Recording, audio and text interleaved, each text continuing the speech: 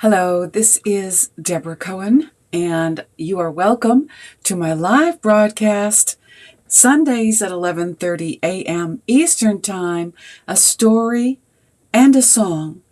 And today we're going to talk a little bit about singing for health and why everybody has been gifted a voice to sing. So we're going to talk about that. If that interests you, then please join me in a place where maybe you can be undistracted and take notes if you like, right after this message. This is Deborah Cohen. I'm writing meaningful music with a message. Spirituality, pop rock music, interfaith music, and sync music for movie, TV, and film. Check out my music, the story behind the song, and share. Thank you for sharing. Thank you for listening. DeborahCohenMusic.com.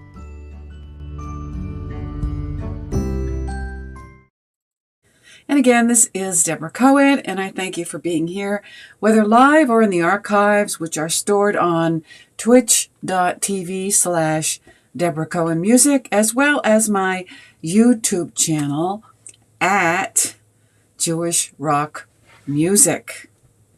So let us begin by, if you are able to see this broadcast in video, I have a picture up of World Voice, a teacher's guide to singing in the classroom.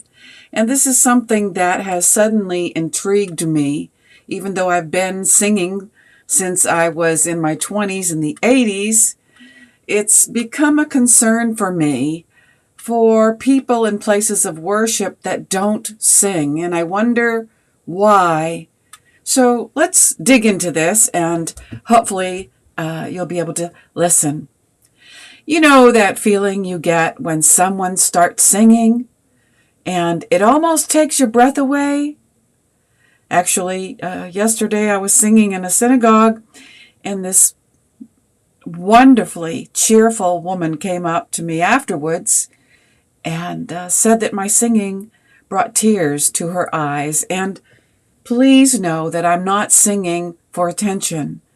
And hopefully after you listen to this segment, you'll know why I sing and why you can hear me sing.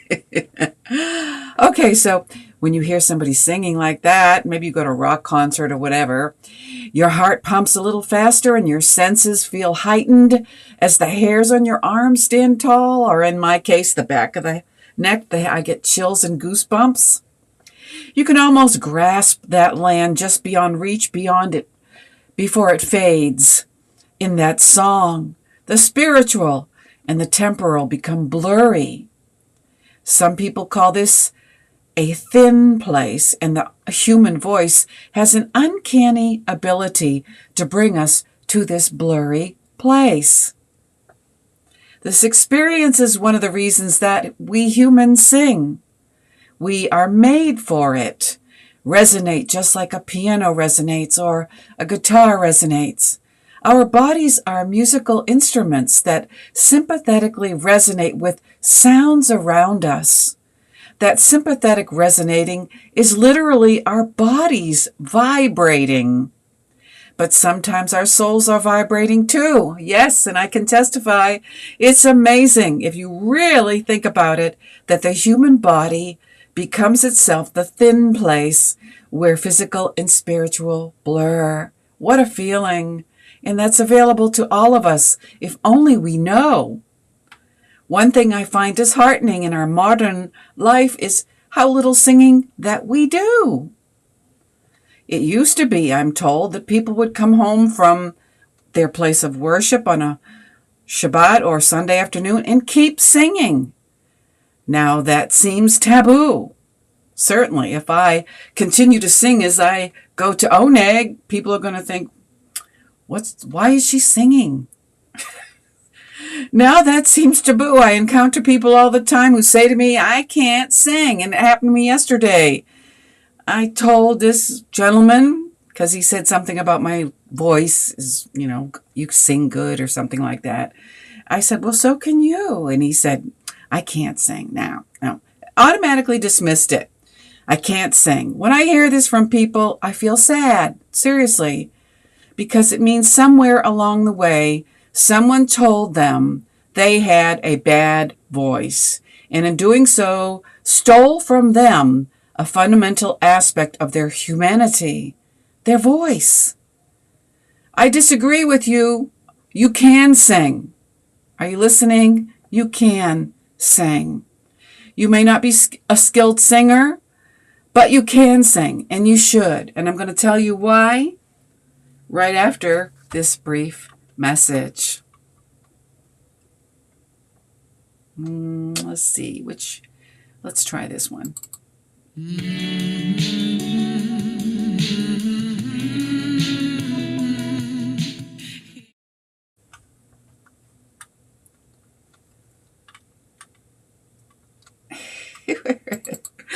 Okay, that was a real short message. Okay, let me look next. So thank you for listening. This is Deborah Cohen, and we're talking about singing, and I'm on this, I think, mission to help people to sing. Why? Let me tell you why. Okay, I used to love to sing to Beatles records. Maybe some of you might know the Beatles. When I was a teenager, they gave me goosebumps and chills, but of course, as a teenager in the middle of Beatlemania, the look of these singers from the UK made me scream. It was called Beatlemania. We loved the Beatles, but I sang along with them, and it just opened up my imagination and made me feel good. And this is one of the reasons that we sing.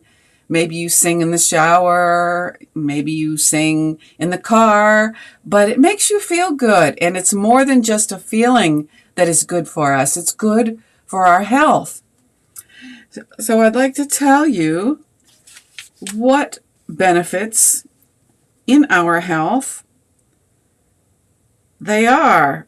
Okay, let me get this together.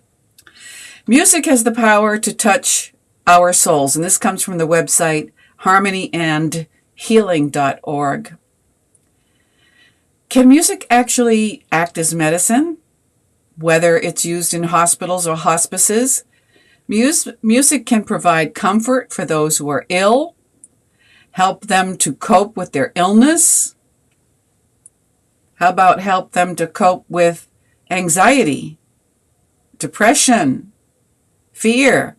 Music helps people heal on a physical level by providing relaxation techniques that reduce stress levels, improve cognitive function. It provides emotional healing by helping us express feelings of grief, fear, or sadness, which often accompany hospital stays or end-of-life situations. So this website, harmonyandhealing.org, has a table of contents, and it tells you all of the reasons we want to hear music, engage in music, and sing. So let's pick one here. Music has healing power. Music, meaning also singing, has long been used as a source of comfort and solace in times of distress. And we can say we're in distress right now in the middle of this war in the Middle East with Israel and Hamas, which in English means chaos. The history of music in healthcare has shown that music can reduce stress, as I said, anxiety, depression, even chronic physical pain. Listening to calming music, which you can get on your phone app, just look up stress relief, music stress relief, music healing, 10HZ music for genetic healing. I can actually do that listening. It's all about the vibrations that we can't see. Studies have also found that singing with music helps release endorphins, hormones associated with pleasure, which further reduces stress levels and may even aid in the healing process. Music is often used in therapy sessions For this reason, it helps to create an atmosphere conducive to stress relief, healing emotional wounds. In addition to reducing stress levels, music can also be used as a form of self-expression, which is what I am as a singer-songwriter, or communication when words fail us. Sometimes it's easier to deliver a message in a song. Listening to uplifting songs or singing along with them can boost our moods by increasing serotonin levels in the brain, the neurotransmitter responsible for regulating our emotions and feelings of happiness or sadness. Certain types of music improve our cognitive faculty by stimulating areas in the brain related to memory recall, learning new skills faster than usual. Music is powerful. It can bring solace and joy to those facing difficult times. Its therapeutic benefits should not be overlooked. So I would like to encourage you to find a way, and if you're in the Clearwater, Florida area where I am, I'd like to start a group using this singing guide for teachers, World Voice. There is an app. If you have access to a phone app, look for this World Voice app, and they have a podcast to talk about all of the benefits of singing. And I would like to be able to encourage more people to get out of the listening mode during a service. Like, for example, I've got this, my favorite book. I carry it with me. I just love this Siddur. It's the Lev Shalem. And if you have that on page 123, I'd like to read this excerpt in the bottom right corner about singing. Specifically, Pisukei de Zimra. If you come from a Jewish background, you'll know what I'm talking about. So we're talking about singing in Pisukei de Zimra. It was sung by the Levites when the Tamid, the daily sacrifice, was offered according to the Seder Olam Rabbah. Similarly, our daily service in the temple, which is no longer, is accompanied by this song. One contemporary liturgical scholar, Yisrael Tashema, argues that Pisukei de Zimra literally means verses of song, derives its name from the prayer, which is an anthology of biblical verses said to have been sung in temple times by the Levites. But we are meant to sing Pisukei de Zimra. In Shachrit, there's excerpts of song.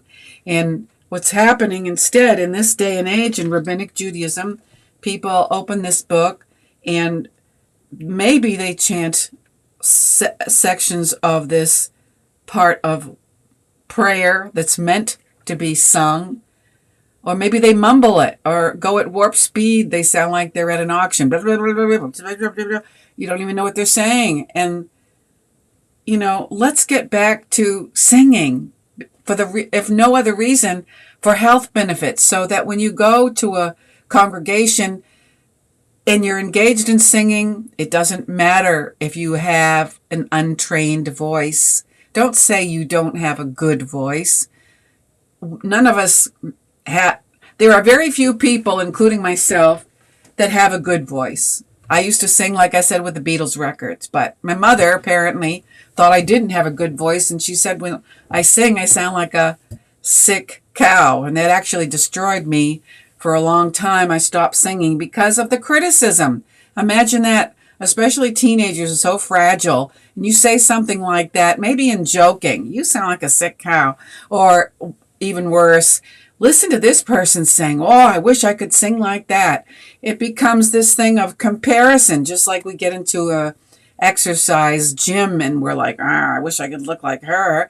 Yeah, you might think it, but let it go. It's just a thought in passing. Don't capture it and let it be who you are. So when somebody's, like I said to this gentleman yesterday, you can sing. God gave you a voice to sing. I'm talking to you, listening. You can sing. I can sing. I had to go through counseling to get over that tape that played in my mind every time I tried to sing. I heard my mother saying, "You can't sing." Or somebody maybe told you, "You can't sing." What a pity. They stole the joy that you have in your voice. And I'm telling you from experience, there are people, singing coaches, that can train your voice to sing on key, preferably. And the last synagogue I came from, none of them actually they had pitch problems. They couldn't sing on key, or they'd start in one key and then end up in another. That's not really acceptable for leaders, but it's what's become the norm. And so I found a rabbi that actually can carry a tune. And I got to sing with her yesterday, and it was like so glorious because I didn't have to change my key in the middle of the song because she didn't have ear training. It's available for all of us. So don't say you cannot sing. Say, okay, I'm not going to believe, think to yourself, I'm not going to believe what this person said to me. I'm not going to sit there and be entertained anymore when I'm coming to praise God, or I'm going to use the voice and work it just like a muscle. It gets better with time, and the more you sing, and I'm talking from experience, the more confidence you get, the better you feel about yourself, and you have the courage to sing. And when that happens, you will leave a congregational service in a much better frame of mind. You will be you're pursuing healing. Healing is available to all of us when we sing. So think about that for a minute, and I'm going to give you this commercial, and then we'll be right back. I'm trying to be on task today, and I'm just in my mind really excited about being in Clearwater, Florida. Hi, this is Deborah Cohen Music, and I just want to wish you all a wonderful celebration ending in 2023. I thank you for listening to my music and buying my merch, and I hope we all have a greater 2024. I wish you all peace, salem, and shalom. And this is Deborah Cohen. Marty, Pisuke de Zimmer is the early part of the service meant to get us into the mood of worship. So do you start to feel an elevation of the soul on Shabbat if you're Jewish, or if you're Christian and you've got the singers. So you just sit there and listen, and that really doesn't, it might make you feel good, but don't you want healing? There's a reason why the Siddur is meant to be sung, because in the wisdom of God, when we sing and are engaging our soul in singing, there's healing. We're transformed. We are changed. B'Tselem Elohim. But we can't just sit there and you listen to somebody else sing and think, she could let her sing. She can sing. I can't. So Marty's saying, every time we come to the place of worship, we should always leave feeling better than when we arrive. Yeah, you might get a feel good from somebody else's singing, but if you really want deep soul transformational singing, which we all have a soul and a physical body, you have to learn how to sing. There's no excuse for not taking singing lessons. And if there's enough people in the synagogue that I go to that want to start a group, I would be delighted. So there you go. Marty says, B'Tselem Elohim means we're made in the image of God. We're transformed from glory to glory. So speaking of spiritual transformation, the spirit is that part of us that is eternal. It comes from eternity and goes back to it. In our essence that is beyond flesh and blood, feelings and emotions, and even our rationality, it is our distillation, our inner core, the self which connects to that which cannot be seen, but is real as anything we touch or feel. It is the part of us that communes with the divine.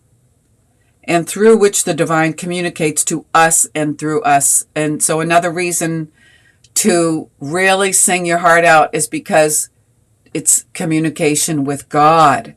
Isn't that the greatest reason to pursue and push through your own negative thoughts about your voice and instead to try to work your body, your physical voice? Work it. There's no excuse for not trying to use what you have to offer praise to God. Marty says we always need to remember that. B'Tselem Elohim. If God said we can be transformed and become healed and continually be healed, and he gives us the tools to do it, then let's try to pursue healing. And yes, those nasty voices in your mind will still pass through if you make up your mind and you decide you're going to try to learn to sing and develop your ear training. You have to learn to overcome them.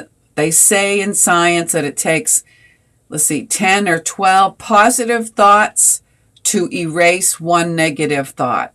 And this is constantly. So you got to find things to say to yourself when you encounter that old negative tape that runs in your head. You've got to say aloud, not just think it. Say something positive about yourself to override the negative thought. Seriously. There's a book out, I can't think of it right now, that says you have to practice that for 21 days if it's really deep-rooted in your brain, in your mind. 21 days of continual rehearsing good or rehearsing a song to erase the old tapes in our mind. So, as singers, we sing all three parts of ourselves. Our bodies are the very instrument. We play ourselves. Think about that. When you sing, you're playing yourself. When we sing, we spend years perfecting the talents we were given when we were created, how to make our larynx and our lungs and our trachea and our mouth and our lips produce what is music and beautiful singing from the soul. Your soul is pure. Don't you want to let your soul sing? No matter if you croak like a frog, that's just your physical voice. But inside of each one of us is a soul that wants to sing to the divine. It might take years. It's taken me years to get to this point. It's taken me decades to get to this point. So if I can do it, you can do it. No excuses. We access and utilize our souls to express feeling and emotion, to convey what the song or aria we are singing is about. But with the Spirit, it within us, upon us, we are going beyond and delving within to the place of transcendence, transformation to the world which cannot be seen, but from which all other dimensions and powers emanate that are available to each one of us. And it is from this place that we yearn to sing spiritual music and derive great satisfaction from listening to it and performing it yourself. Not like somebody on a stage, but just cutting loose, busting a gut, singing to God. And it gets louder, I'm telling you. When I sing, I used to sing when my husband and I first got married in 2017. I sang an hour every morning with my guitar to God before I started my day, while we were trying to work out the bumps in our new marriage. And it gave me the strength. The singing gave me the strength to face the day, to face the world, to face, when you're first married, there's all kinds of challenges of trying to get along, and singing just helped me to just be in shalom, be inside in shalom. So let me close with this reading again from one of my favorite books. Let's see if I get it. The Lev Shalem. If you only use it on Shabbat, I encourage you to break it out during the week. Psalms are meant to be sung, and a lot of the psalms that the Levites sang, the melodies have been lost. So when I started getting over my self-consciousness, I started, your spiritual senses become engaged. We don't just have the senses of the physical body, see, hear, touch, smell, listen, whatever they are. We have spiritual senses that become awakened. And all of a sudden, I start hearing music in the spirit. It's not in the room, it's in the spirit. Adonai sfatai tivtaku fia gita hilatecha. Your spiritual senses are awakened, and I started hearing music to the Psalms because I wanted to get to that transforming place of God. And if you look for my music anywhere online, Deborah Cohen, that's Debra, Cohen, music.com or Spotify, whatever, I've put a lot of the Psalms to music that I have heard in the spirit. So check it out. Pick one. And like Psalm 30 is a great place to start because we pray that in the synagogue. But let me finish by saying as we close, I'd like to just share this. So take a moment, take a breath in, exhale twice as long. And let me read to you an excerpt from Israel Najara on page 123. You endow birds with the talent to sing. Your name, I too, desire the same.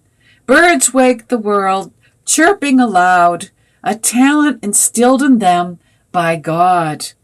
Might I too learn from those who fly and be instructed by this animal cry to acclaim the one who created me and you, and who planted a soul within our bodies.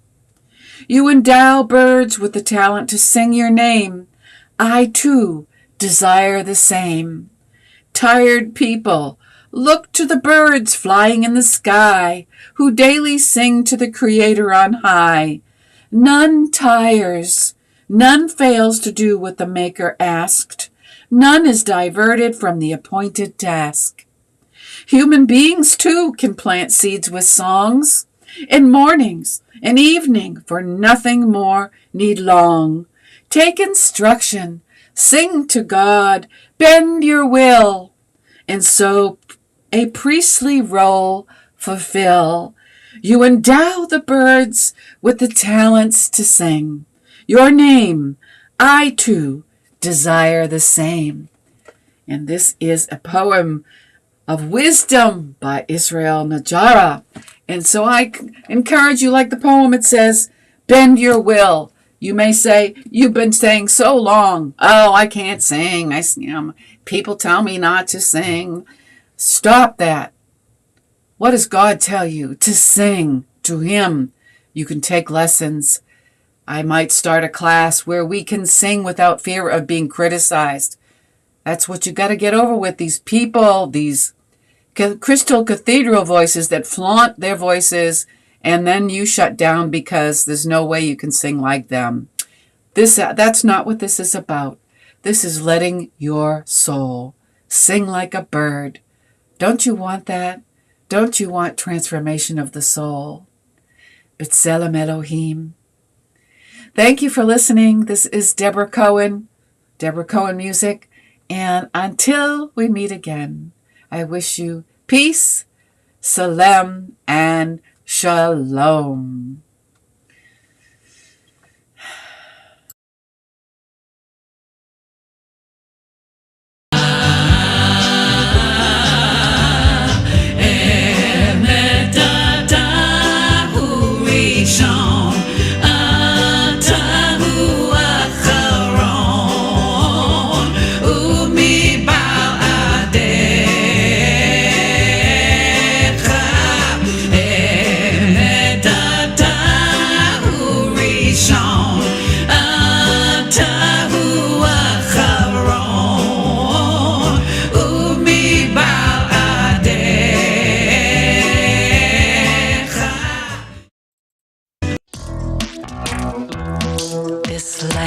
My home where the desert blooms life and song.